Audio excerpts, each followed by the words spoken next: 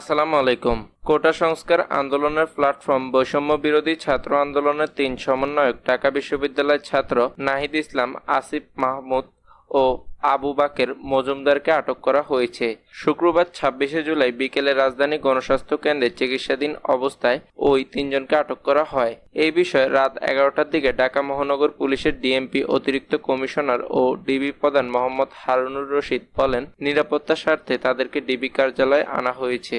এর আগে নাহিদ ইসলাম, আসিফ মাহমুদ ও আবুর বাকের মজুমদারকে জিজ্ঞাসাবাদের জন্য আইনশৃঙ্খলা রক্ষাকারী বাহিনী নিয়ে গেছে বলে অভিযোগ করেছেন অন্য দুই সমন্বয়ক হাসনাত আবদুল্লাহ ও আব্দুল হান্নান মাসুদ। শুক্রবার ২৬শে জুলাই বিকেলে রাজধানীর গণস্বাস্থ্য কেন্দ্রে চিকিৎসাধীন অবস্থায় ওই তিনজনকে তুলে নেওয়া হয় বলে অভিযোগ করেন তারা।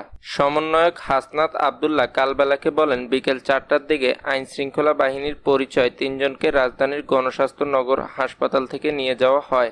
এর আগে বিকেলে আসিফ মাহমুদ একটি বার্তা পাঠান। এতে তিনি বলেন, গণস্বাস্থ্য হাসপাতালে ভর্তি অবস্থায় আমাকে, নাহিদ আর বাকেরকে গৃহবন্দী করেছে আইনশৃঙ্খলা বাহিনীর পরিচয় দেওয়া ব্যক্তিরা। ওয়ার্ডের সামনের হাসপাতালে অবস্থান নিয়েছে তারা। আমাদের সব ধরনের কমিউনিকেশন বন্ধ করে রাখা হয়েছে। চিকিৎসা নিতে এসে বিড়ম্বনার শিকার হতে হচ্ছে।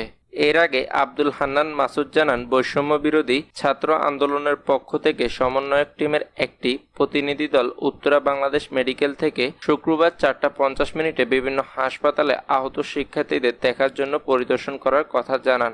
এরপর সর্বশেষ সোহরাওয়ার্দী মেডিকেল কলেজ হাসপাতাল পরিদর্শন শেষে তারা পরবর্তী কর্মসূচি নিয়ে সংবাদ সম্মেলন করবেন। তবে সন্ধ্যা ৭:৩০টার দিকে তিনি বলেন, আমরা মানসিক ট্রমায় আছি, আমাদের নিরাপত্তা নিয়ে বাজে অবস্থায় আছি। আমাদের সংবাদ সম্মেলন করতে না দেওয়ার চেষ্টা হচ্ছে। আমাদের নিজেদের নিরাপত্তা নিয়ে বের হতে হবে। আমরা এখন উত্তরায় আছি। আমরা আমাদের কর্মসূচি নিয়ে সংবাদ সম্মেলন করতে দৃঢ় প্রতিজ্ঞ। কোটা সংস্কার আন্দোলন ঘিরে ইন্টারনেট চালু, কারফিউ তুলে নেওয়া সহ সরকারকে ৪ দফা দাবিতে ২ দিন আগে ২ দফায় ৪৮ ঘন্টার আলটিমেটাম বেঁধে দিয়েছিলেন আন্দোলনকারীরা। শুক্রবার আলটিমেটাম শেষ হয়েছে।